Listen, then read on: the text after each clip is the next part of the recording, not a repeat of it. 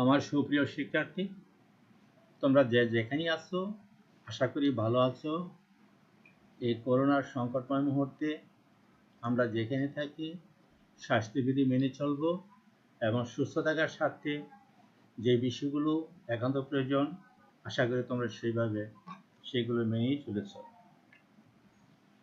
আজকে তোমাদের সাথে আমি একটি প্রসঙ্গ নিয়ে শেয়ার করতে যাচ্ছি। বিষয়টি মূলত ভাষা দর্শন থেকে গৃহীত। আমি বিষয়টিকে এই জন্য সামনে নিয়ে এসেছি যে ভাষা দর্শন এমন একটি মৌলিক দার্শনিক বিষয়, যে বিষয়টি অনার্স চতুর্থ বর্ষ এবং মাস্টার্স শেষ বর্ষের শিক্ষার্থীদের জন্য উভয়ের সিলেবাসে বিষয়টি আছে এবং দর্শনের একটি মৌলিক প্রসঙ্গ। এরই আঙ্গিকে তোমাদের জন্য বিষয়টি আমি নির্ধারণ করেছি।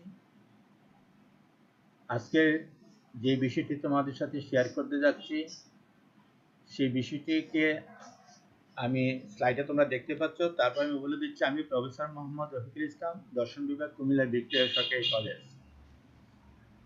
কুমিল্লা ভিক্টোরিয়া সরকারি কলেজ দর্শন বিষয়ে অধ্যয়নরত মাস্টার্স শেষ পর্বের শিক্ষার্থী এবং অনার্স চতুর্থ বর্ষের শিক্ষার্থীর জন্য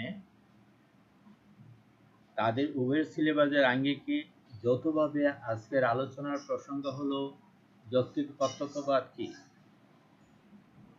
প্রত্যক্ষবাদীরা কিভাবে অর্থতত্ত্বের দ্বারা অধিবিদ্য বাক্যের অর্থহীনতা প্রমাণের চেষ্টা করে। এই বিষয়টিকে আমি নিম্নে পর্যায়ক্রমে দেখানোর চেষ্টা করছি। তোমরা স্লাইডে বিষয়টি দেখতে পাচ্ছ। আমি বিষয়টি পর্যায়ক্রমে এখানে উপস্থাপন করতে গিয়ে স্লাইডে যেভাবে তোমরা দেখেছ সেই বিষয়গুলো আমি একটা গ্ল্যান্সে আমি বলেও নিচ্ছি এবং তোমাদের দেখে দিচ্ছি। যেমন প্রথমে আসছে ভিয়েনা চক্র, যৌক্তিক প্রত্যক্ষবাদ। 2 নাম্বার, ভিয়েনা চক্রে আলোচিত সদস্যগণ। তারপর যৌক্তিক প্রত্যক্ষবাদের লক্ষ্য উদ্দেশ্য। পরবর্তী যে বিষয়টা আসছে সেটা হলো ওই লক্ষ্য উদ্দেশ্য বাস্তবায়নের তার দ্বারা গৃহীত কিছু পদ্ধতি কিংবা প্রক্রিয়া। ওই প্রক্রিয়ার অংশ হিসাবে তারা মৌলিক দুইটি বিষয়কে এখানে নিয়ে আসছেন। একটি হলো অর্থতত্ত্ব। অর্থতত্ত্ব দুইটি বিষয় আঙ্গিকে অর্থতত্ত্বের বিষয় তারা উপস্থাপন করেন। একটি হলো শব্দ ভাণ্ডার আর একটি হলো বাক্য গঠন।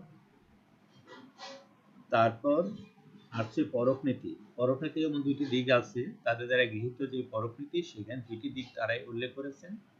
একটি হলো সবল অর্থে পরকনীতি আর একটি হলো দুর্বল অর্থে পরকনীতি। সর্বশেষে এই সম্পর্কে আমাদের মূল্যায়ন বা আমাদের দৃষ্টিভঙ্গি কি সেই সম্পর্কে একটু সংক্ষিপ্ত ব্যাখ্যা ভাষ্য তোমাদেরকে আমি আমার দৃষ্টিভঙ্গি আঙ্গিকে উপস্থাপন করব। এই শুরুতেই আমরা তোমাদের দৃষ্টি কাটতে যাচ্ছি এখানে যে ভিয়েনা চক্র এবং যৌক্তিক প্রত্যক্ষবাদ, এই দুইটি বিষয় অঙ্গাঙ্গিভাবে জড়িত। যৌক্তিক প্রত্যক্ষবাদ এবং ভিয়েনা চক্র একটিকে অপরটি থেকে বাদ দেওয়ার সুযোগ নেই। ভিয়েনা চক্র কি? আমি শুরুতেই তোমাদেরকে ভিয়েনা চক্র তোমরা হয়তো জানো, তারপর বিষয়টি প্রসঙ্গক্রমে এসে গেছি তাই বলে রাখছি। অস্ট্রিয়া রাজধানী ভিয়েনা বিশ্ববিদ্যালয়ের স্বনামধন্য খ্যাত অধ্যাপক মরিস লিগের নেতৃত্বে 1928 সালে অস্ট্রিয়া রাজধানী ভিয়েনায় কিছু ছাত্র শিক্ষক ও গণিতবিদের সমন্বয়ে দর্শনের অধিবিদ্যা বিরোধী বিজ্ঞান মনস্ক যে চক্রের উদ্ভব হয়েছিল তাকে বলা হয় ভিয়েনা চক্র বা ভিয়েনা সার্কেল। ওই ভিয়েনা চক্রের যারা সদস্য ছিলেন ওই সদস্যরাই যে তত্ত্ব উদ্ভাবন করেছিলেন সেই তত্ত্বটার নাম দেওয়া হয়েছে যৌক্তিক প্রত্যক্ষবাদ বা যৌক্তিক দৃষ্টবাদ। কাজে যৌক্তিক প্রত্যক্ষবাদ ভিয়েনা চক্রের সদস্য দ্বারা গঠিত অধিবিদ্যা বিরোধী একটি বিশেষ মতবাদ। বা বিশেষ আন্দোলন বা বিশেষ প্রচেষ্টাও বিশেষ। কাজে আমরা দেখতে পাচ্ছি যে অধিবিদ্যা দর্শন থেকে অধিবিদ্যাকে অপসারণকল্পে ভিয়েনার চক্রের সদস্যবৃন্দ দ্বারা গঠিত যে চক্র সৃষ্টি হয়েছিল 1928 সালে অস্ট্রিয়ার রাজধানী ভিয়েনাতে এবং তাদের দ্বারা গঠিত যে একটি আন্দোলন, সেই আন্দোলনের নাম ছিল যৌক্তিক তত্ত্ববাদী আন্দোলন বা যৌক্তিক তত্ত্ববাদী একটি তত্ত্ব বা বিষয়।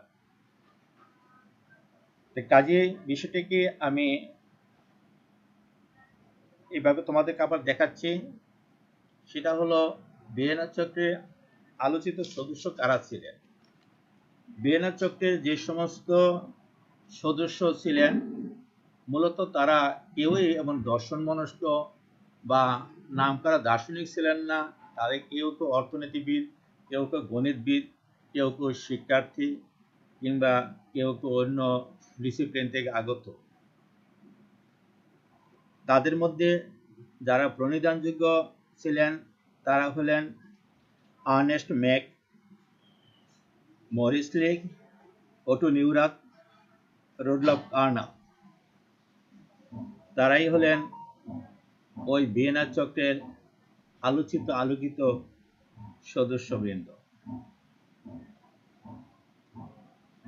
লক্ষ্য এখন স্বভাবতই এই প্রশ্ন জাগে, আসলে তাদের ওই চক্র কিংবা যৌক্তিক প্রত্যক্ষবাদীদের মূলত তাদের লক্ষ্য উদ্দেশ্যই বা কি ছিল।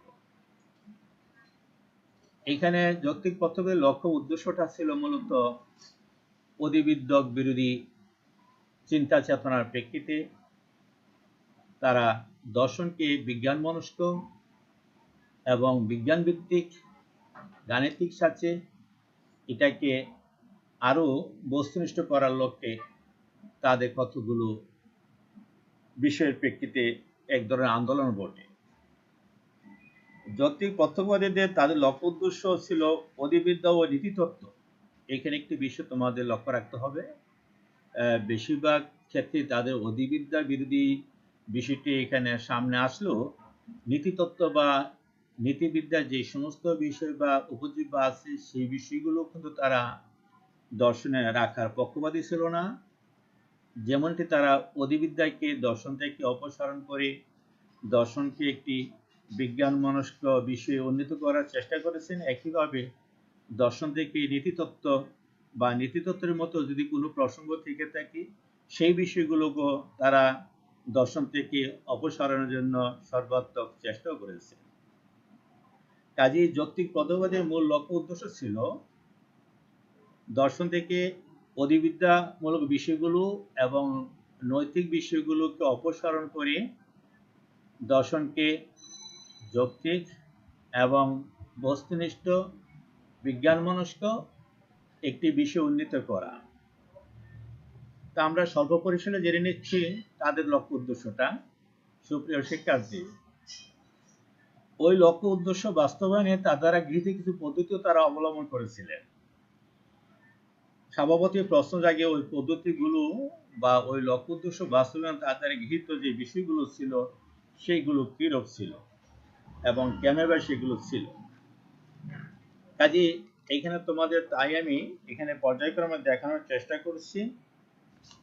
সেটা হলো আমি আগে যেটা বলে আসছি যে যৌক্তিক প্রত্যক্ষবাদ মূলত ভিয়েনা চক্রের একটি দর্শন। যৌক্তিক প্রত্যক্ষবাদীদের তোমরা জানো যে সমকালীন দর্শন, ভাষা দর্শনের কথাই বলো বা সমকালীন অন্যান্য দর্শনের কথাই বলো, এদের বেশিরভাগ দর্শন কিন্তু বিশ্লেষণাত্মক দর্শন। ওই বিশ্লেষণকে কেন্দ্র করেই যৌক্তিক প্রত্যক্ষবাদীদের উদ্ভব। তোমরা জানো সুপ্রিয় শিক্ষার্থী যে বিশ্লেষণের বিষয়টাকে সামনে আনতে দর্শনের ক্ষেত্রে বেশ কয়েকটি আন্দোলন ছিল। কেমব্রিজ আন্দোলন, অক্সফোর্ড আন্দোলন, ভিয়েনা চক্র, এইগুলো একটি অংশ ছিল এই যৌক্তিক প্রত্যক্ষবাদ নামক ভিয়েনা চক্রের সদস্য দ্বারা গৃহীত কতগুলো বিষয় যেটা তারা দর্শন থেকে অধিবিদ্যাকে অপসারণ কল্পে তারা গ্রহণ করেছিলেন। অধিবিদ্যক বিষয়গুলো এইখানে তারা কিভাবে দেখেছেন সেগুলো এবং সেটাকে কিভাবে অপসারণ করা যায় এর আঙ্গিকে যে বিষয়গুলো পর্যায়ক্রমে পরে আসতে যাচ্ছে, তার পূর্বে এখানে কিছু কথা না বললেই নয়। সেটা হলো বিশ্লেষণটা আসলে কি। যৌক্তিক তত্ত্বকে বিশ্লেষণ দর্শনে একটি বিশেষ স্তর হিসেবে চিহ্নিত করা হয়ে থাকে। মোর রাসেলের নেতৃত্বে কেমব্রিজ আন্দোলনের মাধ্যমে বিশ্লেষণ দর্শন নামে যে দার্শনিক আন্দোলন সূচনা হয়, তা দ্বারা যৌক্তিক তত্ত্বকে বিশেষভাবে প্রবাহিত হয়। বিশ্লেষণের দার্শনিকদের পদ্ধতি ও দৃষ্টিভঙ্গি যৌক্তিক তত্ত্বকে গ্রহণ করেছিলেন। তারপরে অর্থাৎ যৌক্তিক তত্ত্ববাদীদের সম্পর্কে এখানে কথাগুলো আমি এই জন্য বলছি যে তারা ওই পদ্ধতিগুলো যাওয়ার আগে তাদের কতগুলো নিজস্ব চিন্তা চেতনা কি কাজ করছে তাদের মধ্যে, সেই বিষয়গুলো এখানে পর্যায়ক্রমে একটু আমি না বললেই নয়, সেগুলো আমি তোমাদেরকে দেখানোর চেষ্টা করছি। যেমন যৌক্তিক তত্ত্ববাদীরা দর্শনকে বৈজ্ঞানিক জ্ঞানের মতো স্বচ্ছ, সুনির্দিষ্ট এবং সার্বজনীন করে তুলতে চেয়েছেন। তারা গতানুগতিক সকল দার্শনিক সমস্যার একটি চূড়ান্ত সমাধান দিতে প্রয়াসী ছিলেন। একইভাবে তাদের যে ভাষ্য, সেটা হলো যুগ যুগ ধরে দার্শনিকগণ একই ধরনের দার্শনিক সমস্যা নিয়ে আলোচনা করেছেন, কিন্তু কোনো প্রকার সার্বজনীন ভাবে তার সমাধানে উপনীত হতে পারেননি। কোন একটি সমস্যার চূড়ান্ত ফয়সালা হয়নি এই সুদীর্ঘ সময়ে। তাই যৌক্তিক তত্ত্ববাদীরা গতানুগতিক সকল দার্শনিক সিস্টেম বর্জন করেন। পরবর্তীতে তারা যে বিষয়টা আঙ্গিকে আরো জোরালো সিদ্ধান্ত নেয়, সেটা হচ্ছে শুধু দর্শনের ক্ষেত্রে নয়, যৌক্তিক বিজ্ঞানের বিষয়বস্তু ও পদ্ধতি সম্পর্কে উল্লেখযোগ্য মতবাদ দিয়েছেন। যৌক্তিক তত্ত্ববাদে বিজ্ঞানের পদ্ধতি হিসাবে ব্যাকরণী আরো পদ্ধতি এর উপর বেশি গুরুত্ব দিয়েছেন, এবং অন্যদিকে বিজ্ঞানের চূড়ান্ত পদ্ধতি হিসেবে পরোক্ষদের কথা বলেছেন, যেটা আমি নিজে দেখাচ্ছি নিচে। পর্যায়ক্রমে বিষয়গুলো পরবর্তী আলোচনা করতে যাচ্ছি।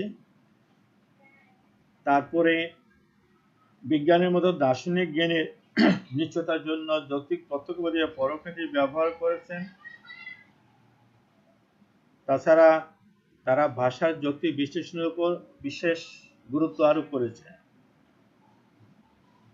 যেমনটি যৌক্তিক তত্ত্ববাদীরা অধিবিদ্যা অর্থনীতি বলে ঘোষণা করেছেন। মূলত অধিবিদ্যা বর্জন ছিল তাদের দার্শনিক আন্দোলনের একটি মুখ্য বিষয়। যৌক্তিক তত্ত্ববাদীরা অধিবিদ্যাকে কেবল অর্থহীন বলেননি, একে অপ্রয়োজনীয় এবং প্রতারণামূলক বলেও মন্তব্য করেছেন। এই জন্য তারা দার্শনিক আলোচনা থেকে অধিবিদ্যাকে বর্জন করার কথা বলে। অধিবিদ্যার মতো নীতিবিদ্যাকে, যেটা আমি পূর্ব তোমাদেরকে বলেছি, সে অধিবিদ্যা অপসারণ করতে গিয়ে তারা নীতিবিদ্যা বা নীতিতত্ত্বের মতো কোনো বিষয়গুলো সেগুলোকে তারা দর্শন থেকে অপসারণের ভাষ্য তারা আরোপ করেন এবং নিজস্ব মত তারা এখানে দিয়েছেন। যেমন অধিবিদ্যার মতো নীতিবিদ্যাকে যৌক্তিক প্রত্যক্ষবাদ বর্জন করার প্রয়াসী। যৌক্তিক প্রত্যক্ষবাদীদের মতে বিশুদ্ধ নীতিবিদ্যা বলতে যা বোঝায় তা হলো কতগুলো অর্থহীন শব্দ। কোনো বাক্যের মধ্যে ওই শব্দগুলো উপস্থিত বা অনুপস্থিত হলে ওই বাক্যের অর্থের কোনো তারতম্য হয় না। নৈতিক অবধারণা মূলত অর্থহীন, তাই নীতিবিদ্যা অবশ্যই বর্জনীয়। সুপ্রিয় শিক্ষার্থী, এখানে অধিবিদ্যার সাথে তারা নীতিতত্ত্ব কিংবা নীতিতত্ত্বের মতো যে সমস্ত কিছু পরাতাত্ত্বিক বিষয় আছে বা যে সমস্ত বিষয় সম্পূর্ণ আকারনিষ্ঠ এবং যেই বিষয়গুলোকে তারা তাদের পরোক্ষনীতি এবং শব্দ অর্থতত্ত্বের ভিত্তিতে তাদের কাছে মোটা দাগে ধরা পড়েনি, সেই বিষয়গুলো অপসারণ করবে তারা বিভিন্ন যুক্তি এবং বিভিন্ন তথ্যপত্র উপস্থাপন করেছে। অধিবিদ্যাকে বর্জন করার জন্য অর্থতত্ত্বের সাহায্যে শুরুতে আমরা এখানে তোমাদের অর্থতত্ত্ব 5 নম্বর আমরা দেখাচ্ছি। অর্থতত্ত্বটা আসলে কি? অর্থতত্ত্ব সম্পর্কে তোমাদের একটু ব্যাখ্যা আমি দিচ্ছি যে অর্থতত্ত্ব হলো ভাষায় ব্যবহৃত শব্দ ও বাক্যের অর্থ সম্পর্কিত পর্যালোচনা। এখানে অর্থতত্ত্বের বিষয়টি কেন আসলো? যৌক্তিক প্রত্যক্ষবাদীদের মোটা দাগে তাদের দাবি যে ভাষা স্বাভাবিক গঠন বিন্যাসের ক্ষেত্রে অর্থতত্ত্ব একটি বিরাট বিষয় এবং একটি আলোচিত এবং একটি প্রধান বিষয়, এবং এই অর্থতত্ত্ব গঠনের যে বিষয়টি মুখ্য সেটা হলো ভাষার শব্দভাণ্ডার ও বাক্য গঠন। কাজে অর্থতত্ত্বের ভিত্তিতে যৌক্তিক প্রত্যক্ষবাদীদের অধিবিদ্যা বর্জনের ক্ষেত্রে তারা কতগুলো যুক্তি এখানে উপস্থাপন করেছেন পর্যায়ক্রমে, সেই বিষয়গুলো আমি তোমাদের উপস্থাপনের ভিত্তিতে দৃষ্টি করার চেষ্টা করছি। যৌক্তিক প্রথম দেখেন যে অধিবিদ্য উক্তিসমূহের মধ্যে ছদ্ম বিবৃতি বিদ্যমান। ছদ্ম বিবৃতি সেই সকল বিবৃতি যেগুলোকে দেখলে জ্ঞানমূলক বা বিবৃতিমূলক বলেই মনে হয়, কিন্তু বিশ্লেষণ করলে দেখা যায় যে তাদের মধ্যে কোনো যথার্থ বিবৃতি নেই। ভাষা গঠিত হয় প্রধানত দুইটি উপাদানের দ্বারা, তা হলো শব্দভাণ্ডার তথা ভোকাবুলারি, আরেকটা হলো বাক্য গঠন সেন্টেন্স, যা মূলত অর্থতত্ত্বের মূল উপজীব্য। এই কারণে ভাষার মধ্যে দুই রকমের শব্দ বিবৃতি বিদ্যমান থাকতে পারে। ভাষার মধ্যে শব্দ বিবৃতি বিদ্যমান থাকেও বটে। শব্দ সংহত শব্দ বিবৃতি এবং বাক্য সংহত শব্দ বিবৃতি। যৌক্তিক প্রত্যক্ষবাদীর মধ্যে অধিবিদ্যায় ওই দুই ধরনের শব্দ বিবৃতি বিদ্যমান, তাই অধিবিদ্যাকে অর্থ হিসাবে আখ্যায়িত করেছেন এবং অর্থতত্ত্বের ভিত্তিতে এই বিষয়টি তাদের কাছে গ্রাহ্য নয় বলেই তারা জোরালোভাবে মত দিয়েছে। তারপরে যৌক্তিক প্রত্যক্ষবাদীদের আরেকটি দাবি হলো অর্থপূর্ণ বচনকে সংশ্লেষণ ও বিশ্লেষণ এই দুই শ্রেণীতে বিভক্ত করে। সংশ্লেষণ বচন হচ্ছে সেই বচন যার বিষয়ে উদ্দেশ্য সম্পর্কে কোনো নতুন তথ্য পরিবেশন করে, যেমন মানুষের মননশীল এই বচনটিকে উদ্দেশ্য সম্পর্কে বিধি একটি এমন তথ্য প্রদান করেছে, এখানে নতুন জ্ঞানেরও সংশ্লেষণ হয়েছে। কিন্তু কোনো বচনের উদ্দেশ্য সম্পর্কে কোনো বচন তথ্য পরিবেশন না করে উদ্দেশ্য বিশ্লেষণ করলে তার বিশেষ অর্থ আরেকটি না পেয়ে বিধির অর্থটা উদ্দেশ্য নিহিত থাকে। এই ধরনের কোনো বিষয়কে সেটাকে তারা বিশ্লেষণাত্মক বচন হিসেবে আখ্যায়িত করেছেন। যেমন সকল কুমার হয় অবিবাহিত, এটি একটি বিশ্লেষক বচন, কেননা এখানে অবিবাহিত ধারা যা ব্যক্ত করা হয়েছে তা উদ্দেশ্য কুমার পদের মধ্যেই নিহিত। তারপর এই সম্পর্কে তাদের আরেকটি ভাষ্য হলো অধিবিদ্যা অভিজ্ঞতাপূর্বক সংশ্লেষণাত্মক বচন বলে এক ধরনের অর্থপূর্ণ বচনের কথা বলে। কান্ট গণিত এবং পদার্থবিদ্যা এই ধরনের বচনের উপস্থিতি প্রমাণের প্রয়াস পেয়েছে, তবে তিনি অধিবিদ্যায় এই ধরনের বচনের সম্ভাব্যতাকে অস্বীকার করেন। তাই এই দৃষ্টিকোণ থেকে কান্ট অধিবিদ্যাকে অসম্ভব বলে অভিহিত করলেও যৌক্তিক প্রত্যক্ষবাদীরা তার চেয়ে কঠোর পন্থায় বিষয়টিকে একেবারে বর্জনের পক্ষপাতী। যৌক্তিক প্রত্যক্ষবাদীর মতে কোনো তত্ত্ব বিবৃতি অর্থপূর্ণ হতে হলে তাহাকে প্রটোকল বাক্য থেকে এসেছে তা অনুসন্ধান করতে হবে। তার আরেকটি বাক্যের কথা বলেছেন যেটা আমরা সচরাচর অন্য কোথাও পাইনি, সেটা হলো প্রটোকল বচন বা প্রটোকল বাক্য। এবং প্রটোকল বাক্য তারা এখানে ব্যাখ্যাকে দিয়েছেন, সেই ব্যাখ্যাটা তোমাদের দৃষ্টি আনার চেষ্টা করছি। যে মৌলিক বাক্য এক একটি বিশেষ ব্যক্তিগত অভিজ্ঞতা প্রকাশ করে তাকে যৌক্তিক প্রত্যক্ষবাদীরা প্রটোকল বাক্য হিসেবে অভিহিত করেছেন। প্রটোকল বাক্য যেহেতু বাস্তব অভিজ্ঞতা ভিত্তিক, তাই তা থেকে প্রাপ্ত অর্থ নির্ভরযোগ্য, কিন্তু যৌক্তিক প্রত্যক্ষবাদ দার্শনিকরা দেখান যে অধিবিদ্যায় এমন কোনো তত্ত্ব নেই যাকে ভিত্তি হিসাবে কোনো প্রটোকল বাক্য আঙ্গিকে তাকে মূল্যায়ন করা চলে। একইভাবে বিষয়গুলো এখানে আমরা অর্থতত্ত্ব আঙ্গিকে দেখানোর চেষ্টা করেছি।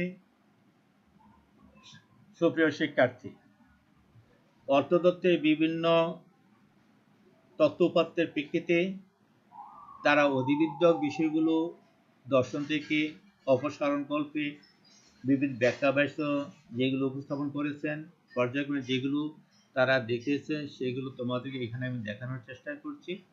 পরবর্তী যেটা আসছে সেটা হলো পরক নীতি। বিষয়টি হলো তারা দুই অর্থে দেখানোর চেষ্টা করছেন যে একটা অর্থতের ভিত্তিতে অধিবিদ্যক বিষয়কে দর্শনে রাখা যাচ্ছে না, আরেকটা বিষয় হলো পরক নীতির ভিত্তিতেও অধিবিদ্যক বিষয় বা এই ধরনের কোনো বিষয় দর্শনের ক্ষেত্রে স্থান দেওয়া যাচ্ছে না।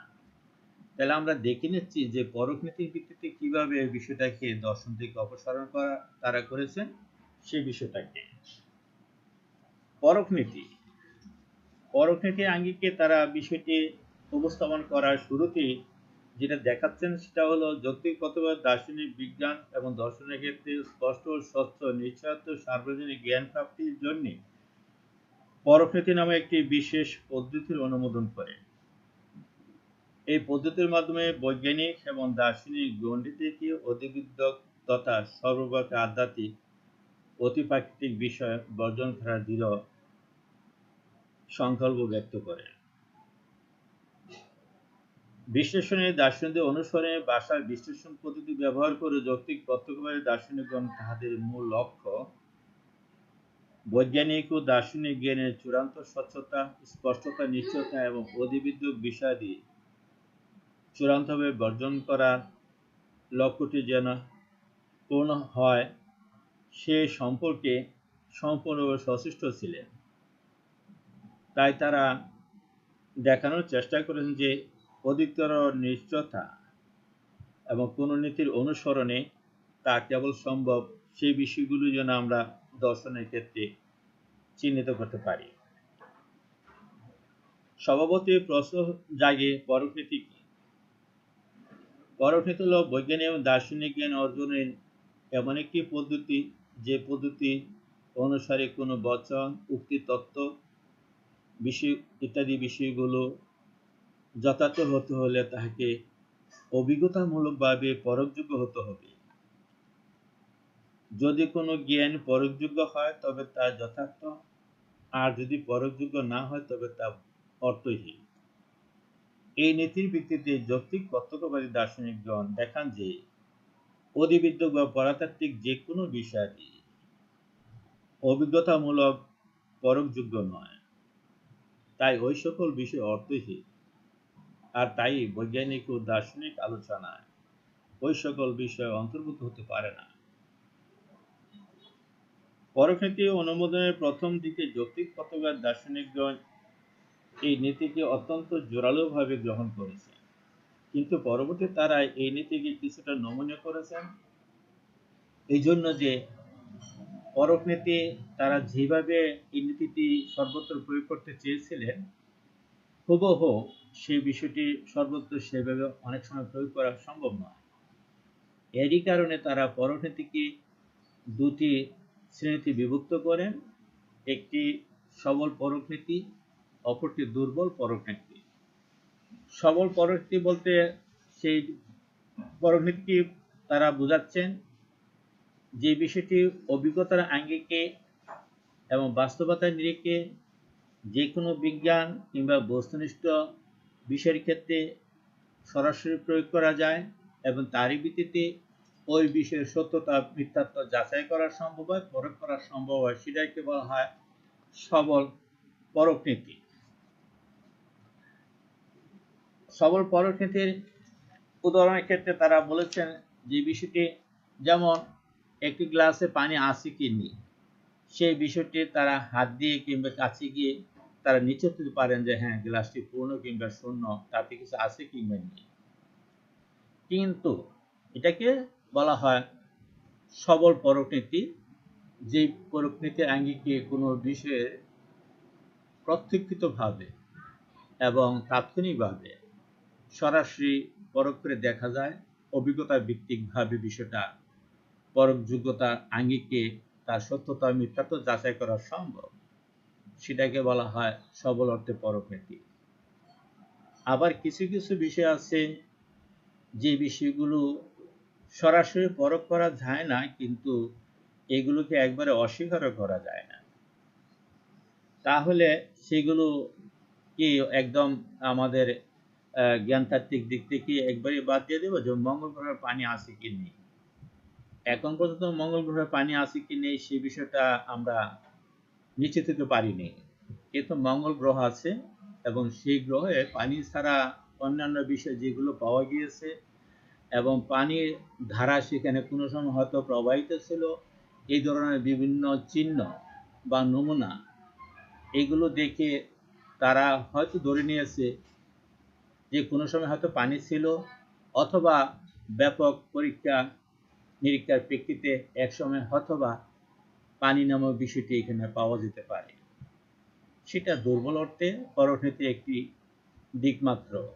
সুপ্রিয় শিক্ষার্থী, এতক্ষণ তোমাদেরকে আমি যে বিষয়টি পর্যায়ক্রমে এখানে উপস্থাপন করেছি তোমরা দেখতে পাচ্ছ, তারা অর্থোত্তর ভিত্তিতে এবং পরোক্ষনীতির ভিত্তিতে দর্শন থেকে অধিবিদ্যা এবং নীতিত্ব বিষয়গুলো কিভাবে বাদ দিয়ে দর্শনকে একটি বিজ্ঞান মনস্ক এবং একটি বস্তুতাত্ত্বিক বিষয় হিসেবে দাঁড় করাতে চেয়েছিল, এটাই ছিল তাদের আন্দোলনের মূল মন্ত্র এবং মূল লক্ষ্য।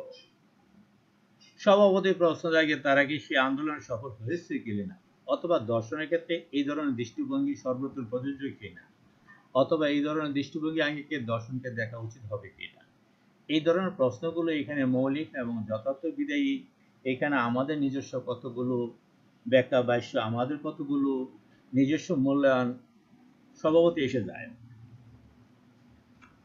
সেই মূল্যায়নগুলির কয়েকটি বিষয় এখানে তোমাদের সামনে আমি উপস্থাপন করেছি। হয়তো তোমাদের নিজস্ব কিছু মূল্যায়ন থাকবে, সেগুলো তোমরা হয়তো প্রয়োজন মনে করলে যদি বিষয়ের এবং প্রসঙ্গের আঙ্গিকে যৌক্তিক মনে করো, সেটাও তোমরা এখানে সংযোজন করতে পারো, বা বিষয়গুলো থেকে তোমরা যদি কোনো একটি অপ্রাসঙ্গিক মনে করো, সেগুলো বিবেচনের ক্ষেত্রেও তোমরা নিজস্ব অভিমত দিতে পারো। মূল্যায়ন যৌক্তিক প্রত্যক্ষবাদে অধিকাংশ দাবি একটু বাড়াবাড়ি ধরনের। এটি একটি চরমপন্থী দার্শনিক আন্দোলন বটে। বিজ্ঞান ও দর্শনের ক্ষেত্রে যৌক্তিক প্রত্যক্ষবাদীরা স্বচ্ছ সুস্পষ্ট জ্ঞান পেতে চেয়েছিলেন। তাদের এই প্রচেষ্টা নিঃসন্দেহে প্রশংসাযোগ্য, কিন্তু এই উদ্দেশ্য সফল করতে চেয়ে তার যে সকল চরমপন্থী নীতি ও পদ্ধতির আশ্রয় নিয়েছেন, তা অনেক কিছুই দর্শনের ক্ষেত্রে কাম্য হতে পারে না। যৌক্তিক প্রত্যক্ষবাদীরা তাদের উদ্ভাবিত যে পরোক্ষনীতির আশ্রয় নিয়েছেন, তা বিজ্ঞান ও দর্শনের ক্ষেত্রে যথার্থ পদ্ধতি হতে পারে না। পরোক্ষনীতির বিরুদ্ধে বৈজ্ঞানিক ও দার্শনিক উভয় মহল থেকে তীব্র আপত্তি উত্থাপিত হয়েছে। যেমন প্রখ্যাত বিজ্ঞান দার্শনিক কার্ল পপার এই পদ্ধতির পরিবর্তে মিথ্যা প্রতিপাদন নীতি নামক এক নতুন পদ্ধতি প্রচার করেন। পরোক্ষনীতি সম্পর্কে তিনি বলেন, যেহেতু পরোক্ষনীতি অত্যন্ত জোরালো, সেজন্য আমাদের দরকার অপেক্ষাকৃত দুর্বলতম একটি নীতি। আর যেহেতু আমরা বিজ্ঞানের ব্যাপক অংশকেই পরখ করতে পারি না, সেহেতু পরখ করার দাবিকেও সর্বত্র এইভাবে গ্রহণ করার যৌক্তিকতা আদৌ নেই। যৌক্তিক প্রত্যক্ষবাদের দর্শন ও বিজ্ঞানের ভাষায় অর্থপূর্ণতার শর্ত হিসাবে প্রোটোকল বাক্যের আবশ্যকতা তুলে ধরেছেন। বিজ্ঞানের দার্শনিক ওটো নেওরাত ঘোষণা করেন যে চূড়ান্তভাবে প্রতিষ্ঠিত খাঁটি প্রোটোকল বাক্য বলে কিছু নেই। আমরা সেই সব নাবিকের মতো যারা উন্মুক্ত সমুদ্রের জাহাজ পুনর্নির্মাণ করতে বাধ্য হয়েছেন এবং কোনো বন্দরে শুকনো জমিতে জাহাজটি খুলে ফেলার যোগ্যতা তাদের নেই, যেখানে সবচেয়ে ভালো উপায় দিয়ে তারা তাদের জাহাজটিকে পুনর্নির্মাণ করার চেষ্টা করতে পারেনি। একইভাবে যৌক্তিক প্রত্যক্ষবাদী অধিবিদ্যার ভাষার ব্যাপারে যেভাবে অর্থহীনতার অভিযোগ এনেছেন, তাতে মনে হয় এগুলো মানুষের কোনো ভাবই প্রকাশ করে না। কিন্তু গীতি কবিতার মতো হলেও এগুলো অন্তত একটি ভাষার তাৎপর্য অবশ্যই রয়েছে। তবে যৌক্তিক প্রত্যক্ষবাদী এই জ্ঞানীয় অর্থ নিয়ে যে কথাই বলুক না কেন, চেষ্টা ও সদিচ্ছা থাকলে এর অর্থ আমরা অবশ্যই বুঝতে সক্ষম এবং সেটার জন্য প্রয়োজন হবে আমাদের যথার্থ অন্তর্দৃষ্টি।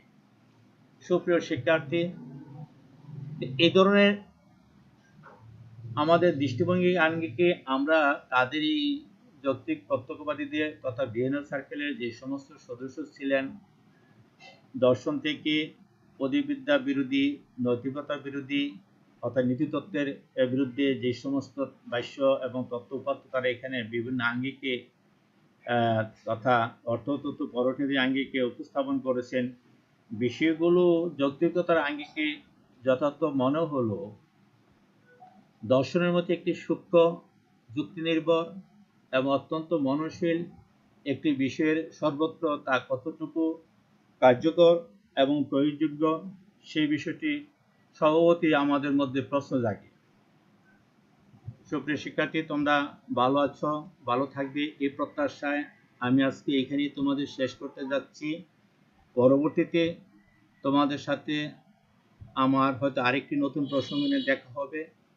আজকে তোমাদের সাথে যৌথ বিষয়টি তথা মাস্টার্স প্রথম শেষ পর্বে এবং অনার্স চতুর্থ বর্ষের শিক্ষার্থীদের জন্য ভাষা দর্শন থেকে যেই বিষয়টি এখানে তোমাদের সাথে শেয়ার করলাম, আশা করি তোমরা বিষয়টি হয়তো সুন্দরভাবে বুঝতে পেরেছ। এই প্রসঙ্গে যদি তোমাদের কোনো জিজ্ঞাসা, অনুসন্ধিৎসা বা তোমাদের কোনো বিষয় এখানে নিয়ে ভাবনা থেকে থাকে, নিশ্চয়ই আমাদের সাথে শেয়ার করবে। তোমরা ভালো থাকো, সুস্থ থাকো এই প্রত্যাশা এখানে শেষ করছি। খোদা হাফেজ। ধন্যবাদ সবাইকে।